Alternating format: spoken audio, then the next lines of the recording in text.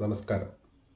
അമേരിക്കയുടെ പിൻവാങ്ങലിന് ശേഷം അധികാരത്തിൽ വന്ന താലിബാന് 4 വർഷത്തിന് ശേഷം ഇതാദ്യമായി ഒരു ലോകരാജ്യം അംഗീകരിച്ചിരിക്കുന്നു. ഔദ്യോഗികമായി തന്നെ അംഗീകരിച്ചിരിക്കുന്നു. റഷ്യയാണ് ആ രാജ്യം. റഷ്യയുടെ വിദേശകാര്യമന്ത്രി സെർജി ലാവ്റോവ് ഔദ്യോഗികമായി തന്നെ ഇക്കാര്യം പ്രഖ്യാപിച്ചു. ധീരമായ പ്രഖ്യാപനമാണിതെന്നും നന്ദിയുണ്ടെന്നും അഫ്ഗാന്റെ വിദേശകാര്യമന്ത്രി ആമിർ ഖാൻ മുത്തഖി വ്യക്തമാക്കി.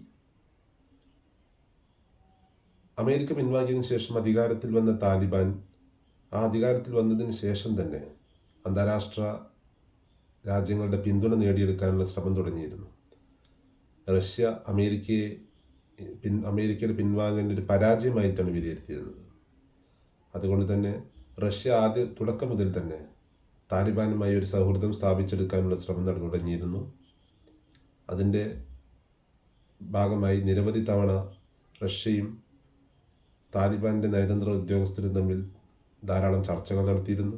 2022 24 റഷ്യൻ തലസ്ഥാനമായ മോസ്കോയിൽ നടന്ന സാമ്പത്തിക ഫോറങ്ങളിൽ താലിബാൻ്റെ നയതന്ത്ര പ്രതിനിധികൾ പങ്കെടുക്കുകയും ചെയ്തിരുന്നു. അന്ന് തന്നെ റഷ്യൻ വിദേശകാര്യമന്ത്രിയായിരുന്ന സെർജി ലാവ്റോവുമായി അവർ ചർച്ചയും നടത്തിയിരുന്നു.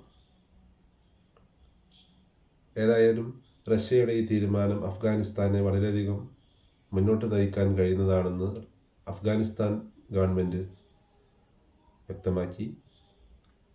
അഫ്ഗാനിസ്ഥാൻ്റെ താലിബാൻ ഗവൺമെൻറ്റിൻ്റെ വിദേശകാര്യ വകുപ്പ് മന്ത്രി ആമിർ ഖാൻ മുത്തഖി കഴിഞ്ഞ വ്യാഴാഴ്ച അഫ്ഗാൻ തലസ്ഥാനമായ കാബൂളിൽ റഷ്യൻ അംബാസഡറായ ദിമിത്രി ഷിർണോവുമായി കൂടിക്കാഴ്ച നടത്തിയിരുന്നു.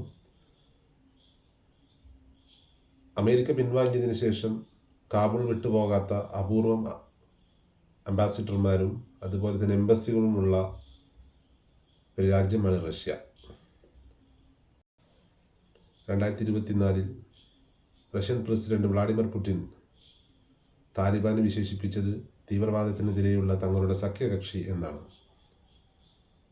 താലിബാൻ അതിന് പൂർണ്ണമായ പിന്തുണ നൽകുകയും തീവ്രവാദത്തിനെതിരെ റഷ്യയോട് കൂടെ ഒരുമിച്ച് പ്രവർത്തിക്കാൻ തങ്ങൾ തയ്യാറാണെന്ന് അന്ന് വ്യക്തമാക്കുകയും ചെയ്തിരുന്നു.